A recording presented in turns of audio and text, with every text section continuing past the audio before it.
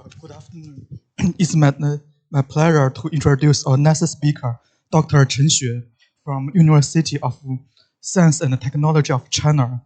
Dr. Chen is a theoretical computer science with broad interest in learning theory, big data algorithms, randomized algorithms, and complexity theory. Today, he will present his work titled Algorithms for Sparse LPN and LSPN against the low noise. Let's welcome the doctor. Yeah. Okay. Thank you for the introduction. Thank everybody for coming. So today I will discuss algorithms for sparse variants of LPN. I joined the work with like Wenxuan Shu and then Zaiyan He Zhou. Okay. So first of all, I will introduce this problem LPN, and this talk will mainly focus on sparse LPN, and we will see this problem is equivalent to random XOR problems. And the first half of this talk will be about like previous approaches and the results about sparse LPN, and then in the second half, I will discuss like our results and our algorithms. So this is the organization of the talk. So first, let us discuss LPN. Its full name is learning parity with noise. So this is a extremely hard problem in learning theory, coding theory, and cryptography. If you know the famous problem in cryptography called like learning with errors, learning parity with noise is actually the prototype of that famous problem, and it is also the foundation of code-based cryptography. So one very important thing of this problem is that it has a noise. So in this talk, we will use eta to denote the noise rate.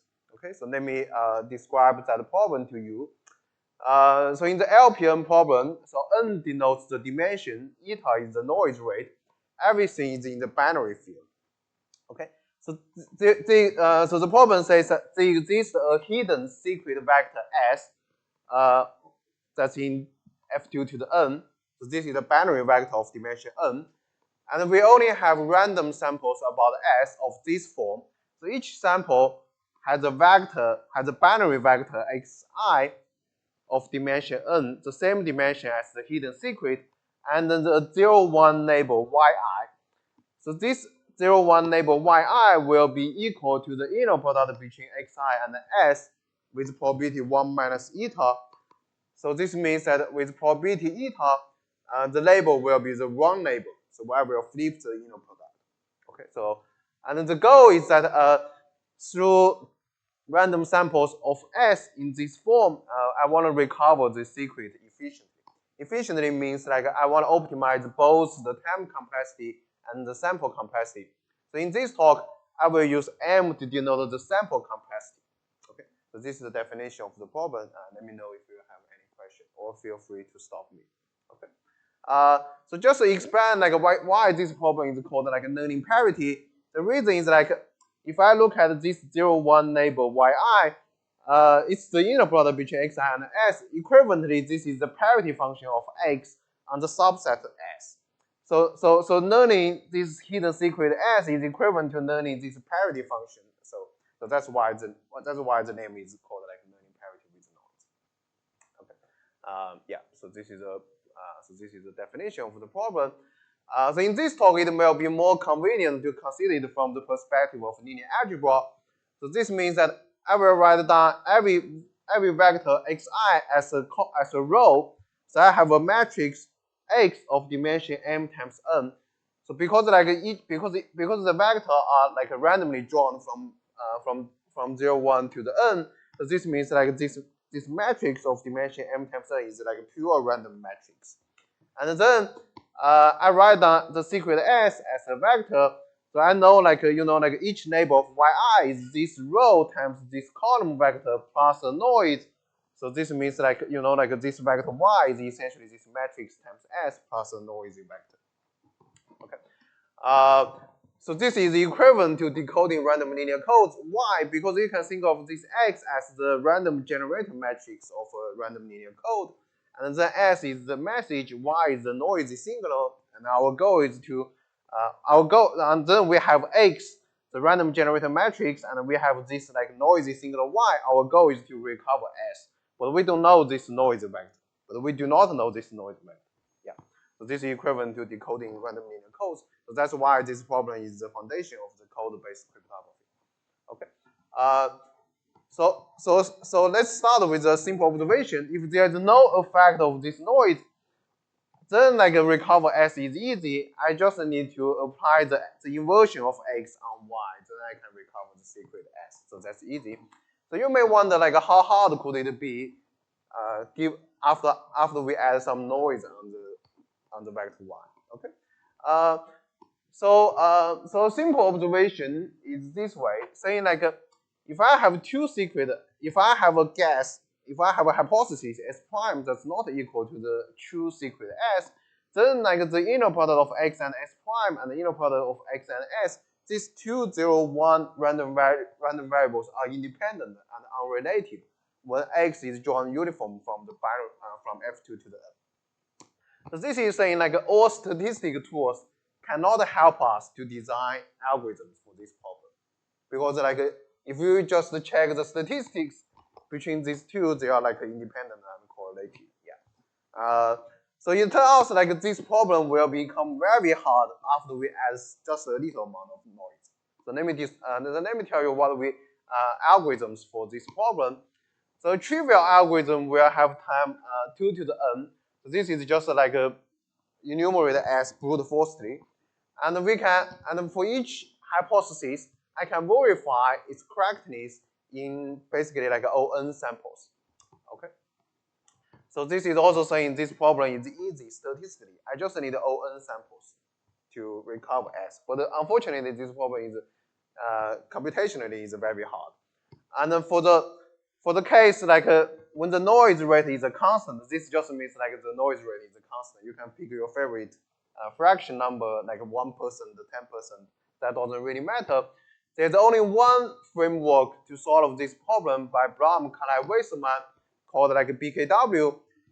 It slightly improves the running time from 2 to the n to sub-exponential, that's 2 to the big O n over log n. And the sample capacity is in the same order. So this just gives like a small improvement on the exponent. Okay. And in this talk, we will be more interested in the no noise regime. So this is saying like the noise rate eta is a sub-constant. It's actually quite small, depends on n. And in this case, there is another simple algorithm which we will call Gaussian elimination in this talk that has time basically e to the eta n and on samples. So the algorithm is based on this observation. If I look at n samples, if I'm very lucky, say these n samples are noiseless, and those vectors are linear independent such that they span the whole space, then as I said, like like without the effect of the noise, I can just apply the inversion of X on the label, then I can get the secret S directly. So this is saying like if I'm lucky enough, I look at n samples, they are noiseless and independent, then like I can get S directly. So what is the problem? They are noiseless. Each sample is noiseless with probability 1 minus eta. So n samples are noiseless with probability 1 minus eta to the n because the noise are independent added to the samples. So 1 minus eta to the n is roughly e to the minus eta n. So I need to repeat this so many times. Then I can guarantee that I will hit the port at least one time. And that means like the Gaussian, I will repeat the Gaussian elimination for this so many times to get like one solution. So I will call this Gaussian elimination because Gaussian elimination is the algorithm that I recover the secret in the noiseless case. And after so this problem has been studied for more than I think at least 3 decades. But we only have like very limited tools for this problem. And in cryptography, many people believe like these are probably the best we can do. So for example, like this group in cryptography, they conjecture that when the noise rate is really tiny, something like just a little more than log n over n, there's no polynomial time algorithm. So this means like they believe we cannot improve this simple Gaussian elimination dramatically. I mean, I don't know, to give you a concrete sense, like when eta is this parameter like log n square over n, like e to the eta n is essentially e to the log square n. So this is quasi time, like basically n to the log n. Okay. So the conjecture that you cannot improve this quasi time to poly time. So in this talk, we will not care too much about the polynomial factors. We will mostly focus on like whether the problem is like exponential or is sub-exponential or is like quasi-poly, and I neglect all the polynomial factors. Okay. Any questions so far? Okay. So then, oh yeah, sorry. Yeah. So one thing is I said that we will focus on the no noise regime, and you may assume like the noise rate eta is less than 1 over root, just for convenience. Yeah. So now let me discuss sparse LPN. So this problem is very similar to LPN. The only difference is like each xi is a random k-sparse vector. Okay. So for convenience, I will use this notation to denote all k-sparse vectors. Or in another word, I will switch. So I will switch between like k-sparse vectors and subsets of subsets of sets k in n. Okay. So I will switch between these two because there's no big difference. Okay. And then so when I say switch, I mean like for example, if I have two vector x plus y, I would consider like this x and y, so they corresponding to two subsets, and this plus will correspond to set difference, like the symmetric sum of these two subsets. So this means like I look at all k-sparse vectors and xi is a uniform random sample from them, and then the rest is the same, but let me still go over it. So this is the sequence. So I will give the sparse parameter k.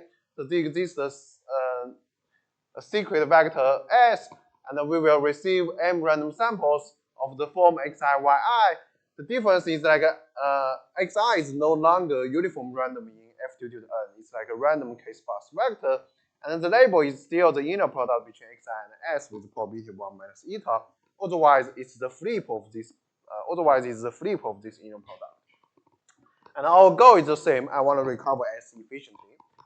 You may like in this talk, you may think of the sparsity k equals 3. So this means like each row is like only has 3 ones, and it's like a uniform drawn from n choose 3. And in another word, like X becomes like a low density generator matrix. It's no longer the pure binary random matrix. Okay. So many people believe this is a hard problem. That's like a very popular assumption of LPN in cryptography, and it's more flexible in cryptography applications. For example, if we want to use LPN to build a public key encryption, then like we need the noise rate to be quite small, say like less than n to the minus half.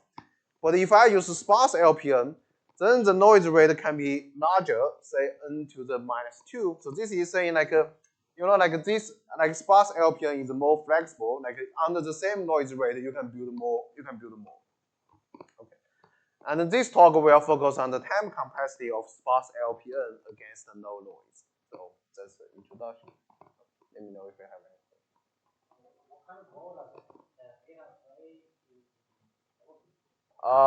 It's like when the eta is small, it's more flexible. You can build more like a homomorphic encryption or like a multi-party computation. But when eta is large, like a constant, probably you can only build like symmetric cryptography, like pseudo-random generators and then digital signature. Yeah. But when eta is small, you can build more, like a homomorphic or like a multi-party computation. Yeah. Thank you for the question. But we will not discuss about cryptography so much. In the rest of the talk, we will focus on the time complexity. Yeah. Okay. So let me tell you the connection to XOR. So consider XOR of consider 3 XOR of n variables and m equations. Then I can translate the sparse LPN problem into like XOR, like this way. So each random sample will give me one equation. I look at the random vector, I know there are just 3 ones. So I pick the variables corresponding to the 3 ones, say x2, x3, and xn. So this is my first equation, and the right-hand side will be the label of the first random sample. And I do the same thing for the second equation, and so on. So then I can get like m equations corresponding to the m random samples. And then sparse LPN is equivalent to find the the Prandtl solution for this instance. So the Prandtl solution means like the secret vector will satisfy most of the equations. So this is a little bit different from the standard. So another thing is like because like the 3 variables of each equation are picked randomly. So this is not the worst case XOR problem. It's like the random case, like the left-hand side is generated randomly. So this problem, so the sparse LPN is equivalent to the problem called like finding the Prandtl solution in random 3 XORs. So Prandtl solution means like I know the existence of the secret that will satisfy most equations. Random means like the left means like in each equation the 3 variables are picked randomly. So this is also a classic problem in complexity theory. So one thing I wanna say here is like there are only n choose 3 ways to generate the equations because each equation only involves like 3 variables. They only n choose 3 ways. So like when I have enough samples, I will see collision between these samples. Then the problem becomes a little bit easy. And I know like by the birthday paradox, the collision will occur when the number of samples is greater than square root of the total number. That's like basically this will be n to the k over 2. So this will say that the problem is easy when m is large enough.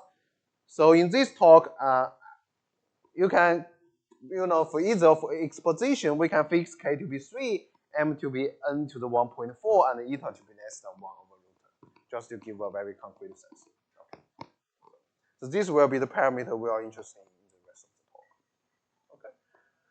Okay, so now let me tell you previous approaches and the results about the sparse LPN. So let me tell you like so all problems of LPN, in fact, we only know one trick.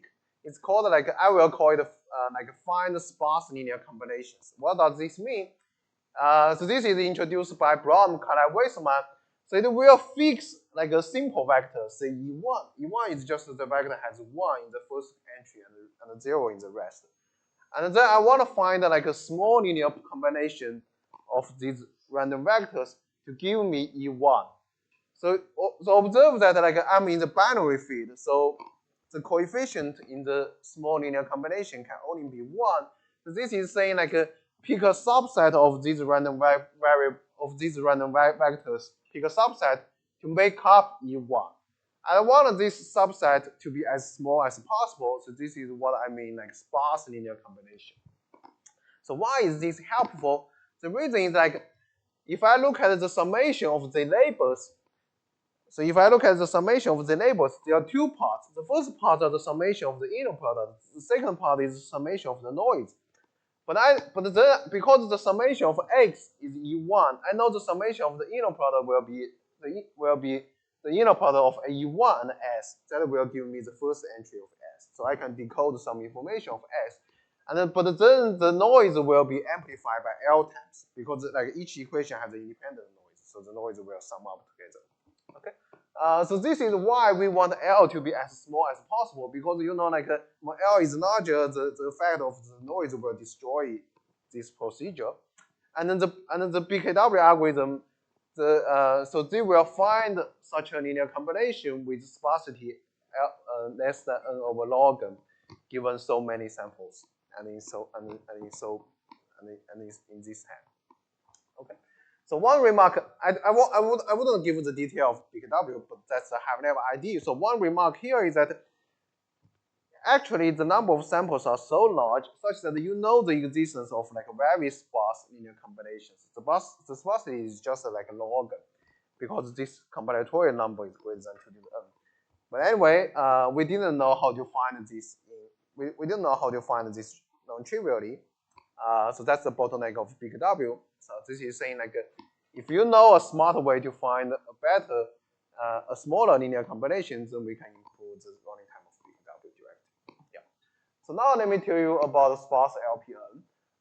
So in a long line of work studied by Fischer and recently proved by Goswami, Kothari, Monoha, and simplified by Hastings, Kothari, and Mohati, they show that, as I said, like a sparse LPN is equivalent to random XOR. They show that how to solve this given m equals n to the 1.4 samples in sub-exponential time. The exponent is n to the 0.2.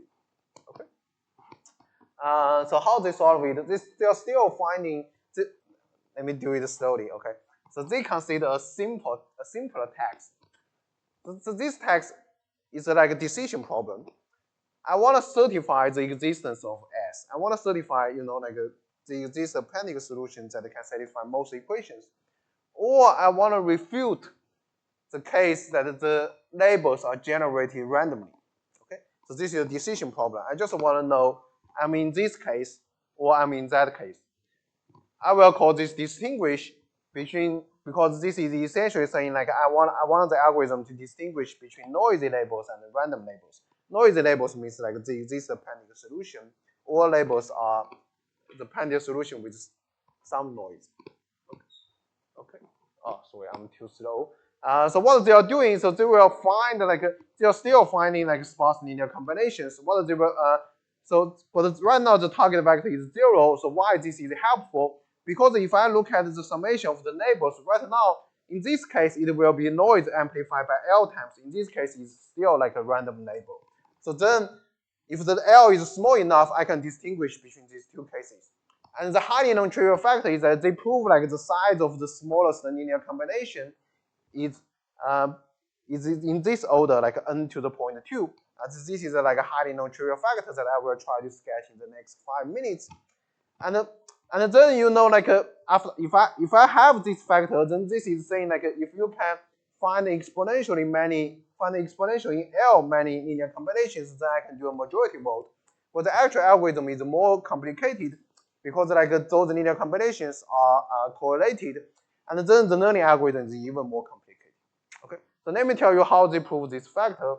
So you will see that the sample complexity M will determine the size of this smallest linear combination, and then will determine the time complexity. So this is a very intricate relation. So this proof will based on hypergraphs. Why? So I'm considering like each 3 sparse vector as like subset of 3, in fact like a hyper edge of size 3. So then like finding the smallest linear combination or like the smallest linear dependent set is equivalent to find the even covers. Even covers means like I want to find a subset of hyper edges such that every vertex appears even times in F. So the summation is 0. So just to try to give you some intuition, when the sparsity k equals to 2, so each hyper edge is just a standard edge. So then the even cover, then you can see like so this even cover a subset of edges that every vertex appear even times. This will be just the union of cycles. Like each cycle is an even cover, and you can also prove like the even cover is a union of cycles. And then like finding the smallest linear combination becomes finding the smallest cycle in this graph, and that's called like a girth. And we have the classic Moore bound saying like if I know the average degree of the graph is d, then I know the girth is less than 2 times log base d minus 1 of n. Okay, so you can see the trade-off between the number of edges and the smallest even cover. It means like when the graph has more edges, the girth will become smaller. Okay, but this is just like for the spatial case k equals to 2. So how can we solve the general case? So this is the general statement. So let me explain to you. So this is saying like for m equals so many hyper edges of size k, there exists an even cover of size n to the delta. So let me explain what this terminology means. So as I said, like I know like m is between n and n to the half of k, because I need at least n equations to solve the problem. And then when m is greater than n to the half of k, because birthday paradox will play the game. So then I will look at the geometric mean of these two of parameter delta. So m is equals to the geometric mean of these two. So this is saying like so m is n to the half of k times 1 minus delta plus 1 times delta. So this is how we. So this is why m looks like this way. This is just a geometric mean with parameter delta. And then the even cover is of size n to the delta. Yes. So delta. So this is the same delta. Okay. And you can see the trade-off. So you have like if you have like a more hyper edges, so then delta will become smaller, and then the even cover will become smaller. Okay. So this proof is based on spectral analysis on a very special graph called like a Kikuchi graph that's defined by these m variables and m hyper edges and like a parameter r. Okay. So let's consider like the case k is even. So let me tell you how we define this Kikuchi graph. In fact, like this is like the Benny Sudakov last week have discussed a little about this, but let me flash out everything. So this is the standard graph. The vertex set is just like all subsets of size r, and the edge set of this Kikuchi graph is like if I will connect two subgraphs only if the summation is in the hyper edge. You know, like this is like the set difference, but it's equivalent to the summation as discussed if I think this as 0, 1 method. Okay. So why is this graph helpful? The observation is that a cycle in this Kikuchi graph will give me an even cover. Why? Because if I look at the cycle, so each vertex is a subset of size R. So I write down this subset S1, S2 till SL. I know like S1 is connected to S2 because the set difference is a hyper edge, say E1. S2 is connected to S3 because the set difference is a hyper edge E7. So now my claim is like the summation of these hyper edges will be 0. Why? Because S2 will appear in E1 and in E7 twice. So the summation of E1 and E7, the part of S2 will cancel. Right? So then I know like S3 will also get cancelled, so on and so forth. So the summation of these hyper edges is 0. So that's exactly what we want. So then you may say, okay, so why not I just apply Moore bound? So this is saying like if I want to find the even cover, I just need to find a cycle in this Kikuchi graph. So the thing is like so I will choose R to be large enough such that the average degree is large enough, so I can apply the Moore bound. But there's an issue of applying Moore bound. The thing is like the even cover could be trivial. For example, if you look at this example, so this is a Kikuchi graph of R equals to 4. And the edge between these two subsets is E1. The edge between these two subsets is also E1. And this edge is E2. This edge is E2. So this cycle will give me a trivial even cover because E1 appears twice and E2 also appears twice. Okay. So to resolve this problem, we will apply spectral analysis. I want to go over the detail, but the rough idea is saying like if all cycles of length less than d are trivial, then I can bound the trace such that these two will get a contradiction. The average degree will give me a lower bound on the maximum eigenvalue, and this trace will give me an upper bound on the maximum eigenvalue. So that will give me the contradiction. Okay, so this algorithm can be turned into a distinguished algorithm. So the distinguished algorithm has this statement. It's saying like, given so many k XOR equations, I will have a sub-exponential time algorithm to distinguish two cases of y. The first case is like, as I said, the first case is like all labels are noisy labels of the secret. The second case is like the noise, all labels are just random generated. The algorithm is extremely simple. I will just compute the adjacency matrix of the Kikuchi graph. But there's one caveat. In the adjacency matrix, I will plug the label of y instead of like a fixed one. This is saying like if I look at the adjacency matrix, the standard definition is like these two subsets are connected. I will put 1, 0. But in here, I will put the label of this equation there. And then I compute the largest eigenvalue. So that's the algorithm. The correctness will basically follow the same analysis here. I want to go over the detail. But I want to say like the size of the graph is exponential in n to the delta. So the running time of this algorithm is compute this basically n to the over n to the delta matrix, the eigenvalue. So the time complexity is exponential in n to the delta. Okay, so that's the time complexity. So that's the algorithm so that's the time complexity from applying KXOR algorithm to sparse LPN. And actually, so there's one important thing of this algorithm. In fact, it works it works even for the case the left-hand side is random, it's adversary design. So this algorithm actually works for any MKXOR equations. So this is saying like the left-hand side can be arbitrary as long as the right-hand side has this property. And this is called like a smooth XORs, or sometimes they call it like semi-random XORs because the left-hand side is arbitrary. Okay, so that's previous results and previous approaches. Any questions? Okay. So now let me tell you our motivation and our results.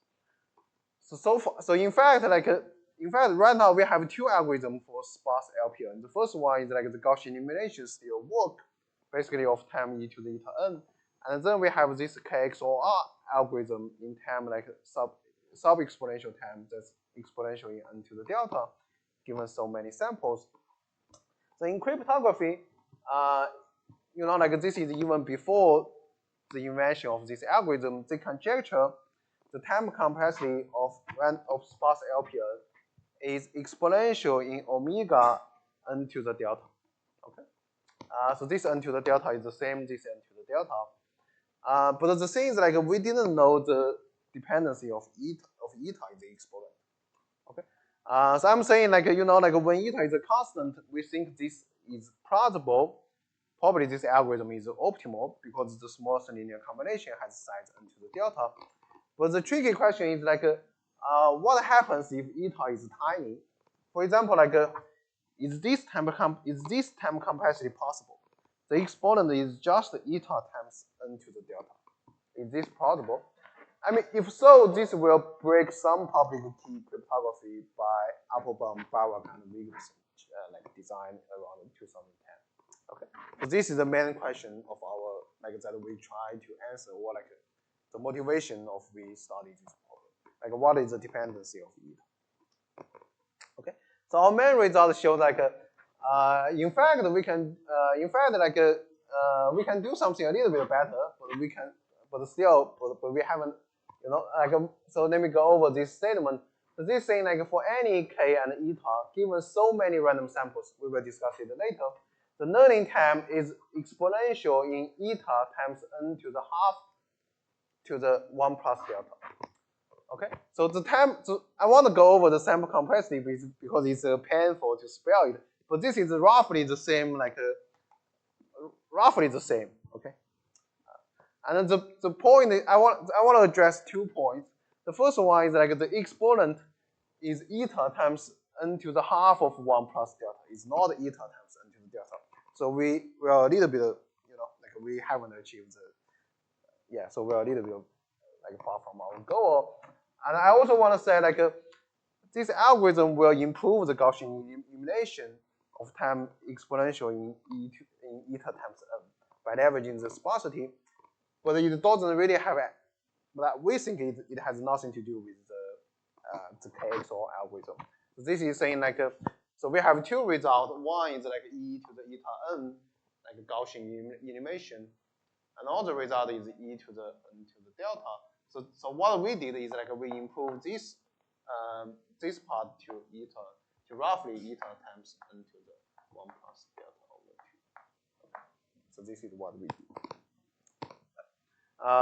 But to try to give you a concrete sense of the performance of our algorithm, for k equals 3 and m equals n to the 1.4, our algorithm will run in polynomial time when eta is pretty small, say less than n to the minus 0.8. And it will also be faster than all previous results when eta is less than n to the minus 0.7. But we didn't get any improvement when eta is larger than this threshold. Okay. So, but for larger m, our algorithm will have like a better performance. So let me illustrate it here. So this y-axis stands for the time complexity. So this means the time complexity is 0. This means the time complexity is exponential in n to the 0.4. So this is the noise rate. So this means that the noise is so small that we can have polynomial time algorithm. This means that the noise is a constant. So these are the two previous results of time like a Gaussian elimination and this like a KXOR algorithm. So this is actually what we achieved. So we show like when eta is smaller enough, you can improve the time complexity to this curve. And I want to say like a concurrent work by Dao and Chen. They also discovered this like polynomial part. Yeah. And our algorithm can also generalize to distinguish, and we can also generalize to another sparse variant of LPN. But we will discuss that in the end of this talk. Okay. So that's our results and any questions so far and our motivation. So in the next probably in the next 10 minutes I will discuss like how we design the algorithm. So our algorithm is based on this idea called domain reduction. So this is not a new idea, but but what we want to say is like LPN is actually a very special problem in sparse recovery and compressed sensing. If you know these two areas, and the domain reduction, this technique is super popular in these two areas. But the problem is that like nobody has successfully applied this idea to LPN. There are two challenges. The first challenge is like different from sparse recovery. Those algorithms have query access. LPN only receive random samples. So we cannot apply, like a domain reduction trick of sparse recovery to LPN. Another challenge is that LPN is in the binary feed, so it's not on real numbers. So we cannot apply those convex optimization tricks in compressed sensing to LPN. So what we did is like we look at this, like a sparse LPN. So this is like a sparse variant of LPN, and we can leverage the knowledge of sparsity into domain reductions. It's saying like we still do not know how to apply domain reduction to LPN, but we know how to apply it to sparse LPN. So that's the, like the technical point of this. And now let me tell you what is domain reduction. The idea of domain reduction is basically have two steps. The first step is like I want to reduce the dimension of the original problem, say n, to a smaller domain. Then I will apply known algorithm to solve the sub-problem on the smaller domain. Okay, so this sounds like a very computer science idea. Like I just want to reduce the problem to a smaller domain. Okay, so how we design this for sparse LPN? Consider our favorite parameter k equals 3, m equals n to the 1.4. So I will choose a large subset of coordinates in n, and this will be the sub-problem. But how I do the reduction? I look at I know like every sample is 3 sparse. So then I look at the probability that this sample whose support, this means like his 3 non-zero, his 3 ones are in this subset I. I know like this probability is at least the size of I over n to the 3. And this is not too small. And now I collect all the samples satisfying this criteria. I want to say like these samples constitute a solved problem on I. So that's our idea of domain reduction. I just pick a large subset and I collect all the samples fell into the subset, and this will give me a subproblem on I. So in fact, we didn't need to pick this subset I randomly because like each xi is randomly. So we do not need the randomness anymore. So I will look at a partition of n. And then I look at each sample. For example, this is x1. his non-zero entries are in I1, so I will put x1 to the first collection. And for this sample, his two ones are in different subsets. So I throw them. So I discard it or I throw them away. And for this sample, his two ones are in the last subset of the partition. So I put in the last collection, and this one I put in the second direction. So then I can collect. So if I can collect enough random samples for each I1, I2, and I3, then maybe I have a chance to solve the solved problem by known algorithms. So let me give you the parameters. So I will choose I of size n to the 0.8. So then this probability will become n to the 0.8 over n to the 3. So that's n to the minus 0.6. But the m is n to the 1.4 here. So the point is like the m times this probability is still n to the 0.8. So this means like I will have enough samples for this subset. And then to solve the solved problem, we only have one tool, Gaussian elimination. So that's the only thing we can apply here. So our hope is that like for linear independent samples, we can try Gaussian elimination to find the fractional information like S on this subset I with probability e to the minus eta I. So that's the sketch. That's the outline of our algorithm. So this is also the domain reduction. So this slide, I just want to say like why the time complexity, how we get the time complexity, and like there are two issues.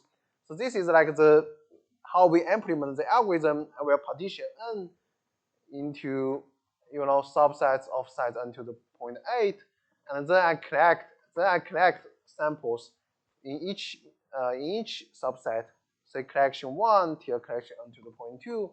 And for each subset I will try Gaussian elimination in these collections to find the partial information of the secret on I. But this only happens when the samples are noiseless. So this happens with probability 1 minus eta to the size of I. So this is basically e to the eta times n to the 0.8. And if I can do this successfully, I just concatenate the answer to give me the final. So the time complexity will be e to the eta times n to the 0.8 because I need to amplify this probability to be large enough. And then the total complexity is roughly determined by this. It's basically e to the eta times n to the 0.8. But there are two issues. So that's why the sample complexity of our statement is quite complicated, because when we try Gaussian elimination, we will generate lots of hypotheses, and we need more samples to verify our hypothesis. Okay, so that's one thing. Yeah, so I want to skip some details. So I want to say like because the sample complexity and the time complexity are more complicated because we need more samples to do the verification. And this gives the fastest algorithm for eta less than to minus 0.7. And I want to say like we can only apply Gaussian elimination because that's the only solution against the noise. An interesting remark is this way. So we have seen the algorithm, the KXOR algorithm of time exponential in n to the 0.2. If you want to compare our algorithm to that algorithm, the point of our algorithm is that we will find a large linear combination n to the 0.8. Why? Because we will do Gaussian elimination on an interval of size n to the 0.8. So this, you can think of this Gaussian elimination as finding a larger linear combination whose size could be potentially as large as the size of the subset I, that's n to the 0.8. But we can do this in polynomial time. So this is saying like, we can find a larger linear combination in shorter time compared to KXOR. Okay, so now that's all I want to tell you about our algorithms. So let me summary and give you discuss some future directions. So basically, for sparse LPN, our algorithm will take so many samples, and the time complexity is roughly eta times n to the 1 plus delta over 2. So this improves Gaussian elimination by leveraging the sparsity into domain reductions. So actually, our algorithm also works for all the sparse variant of LPN. For LPN, so So another message of this work is they say like, for sparse variants of LPN, we can use domain reduction to develop like new algorithms. So another variant is called like a learning sparse parity with noise. Sparse parity means like the secret S is k-sparse, but all random vectors are drawn from F2 to the N randomly. Okay. So what's our improvement there? The trivial algorithm will have time basically n choose k because I can enumerate the subset. Where I can enumerate S, I know the specific k. So that will take time n choose k. And the best known algorithm against no noise was roughly the square root of this is roughly n over k to the half of k. So what we show is like we can give a low noise algorithm of time eta n over k to the k. But this is saying like when eta is small, so this gives the best known algorithm against no noise. And it's in the same framework of like applying domain reduction. Okay, so that's another result. So let me tell you some future directions. So one interesting question of KXOR is how to turn distinguish into learning. And we didn't know how to, and we see that beautiful proof by Kikuchi matrix, but we do not know how to use that to design like a learning algorithm. So this finding and learning are equivalent. Like this means like I want to find the Plantier solution. Okay. So why is this different? One reason is like the distinguish algorithm is a little bit weak. We can only distinguish between noisy labels and random labels. That's not an optimization. Another reason saying like this is difficult is like if I want to reduce the distinguish algorithm into a learning algorithm, the sample complexity and the k will affect the temp complexity. You see there is like a very intricate relation that the sample complexity will determine the time complexity to be exponential in and to the delta. Yeah. So this means that the reduction has to be very, very careful. It is foreknown that the sum of squares can turn refuting into finding algorithm for random KXOR. But we have no idea how to design the finding algorithm for semi-random KXOR. So that's like one major open problem in this direction. The second question is like we have seen, like they have proved that for k equals 3 and m equals n to the 1.4, they are, so the smallest linear dependent set is of size n to the 0.2. But we only have brute force method to find it. So that will take time exponential in n to the 0.2. And you can think our algorithm will give you a linear dependent set of size n to the 0.8, but in polynomial time. So intriguing question is like, what is the trade-off? For example, can we find a subset of size between these two, say n to the 0.5, in time like exponential in n to the 0.1? We don't know anything except the two extremes. Okay. Another thing is like, as I said, there's a big open question in cryptography is like, what is the correct dependence of eta in this conjecture? The current bounds are, like e to the n to the delta and e to the eta times n to the half of 1 plus delta. We do not know we do not have a concrete idea of the dependence of eta so far. And back to LPN. So as I said, like against no noise, like Gaussian elimination is the only algorithm. So that's actually another bottleneck of our algorithm. So can we improve this? For example, even try some, find a polynomial time algorithm for eta just a little bit larger than log n over n. That will be very, very interesting. So another direction is about the reduction. So in LPN, people kind of believe like BKW and Gaussian elimination are optimal. But what can we say about sparse LPN if we assume these two algorithms are optimal? So that's all I want to say today. Thank you very much.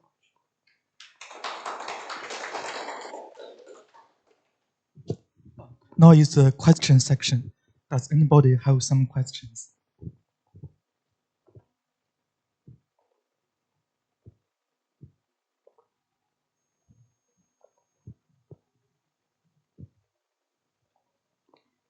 I have a little question. Do you think the problem will have the tight lower bound and can we reach this bound? Um, so as I said, like the current bonds are, we don't have any lower bound. Like, yeah, like if you want to prove a lower bound, you know, like this is maybe this is the maybe this is like the starting point. Say we assume BKW and Gaussian elimination are optimal for LPN, but can you transfer this hardness in for sparse LPN? So this is one way to prove the lower bound. But the super tricky thing is like the when we prove for sparse LPN, we have seen like the time complexity, the sample complexity will affect the time complexity like immediately. But unfortunately for LPN, the sample complexity is not so important. So that's one tricky thing if we really want to do the lower bound. Yeah. But for the upper bound, I think like yeah, like we do not even have a hypothesis like what is, or have a guess like what is the correct dependency of eta. My feeling is like the answer is not eta times n to the delta. But I also do not know what will be the correct answer. I guess it is not eta times n to the delta. Okay. Yeah, so that's the upper bound. Thank you.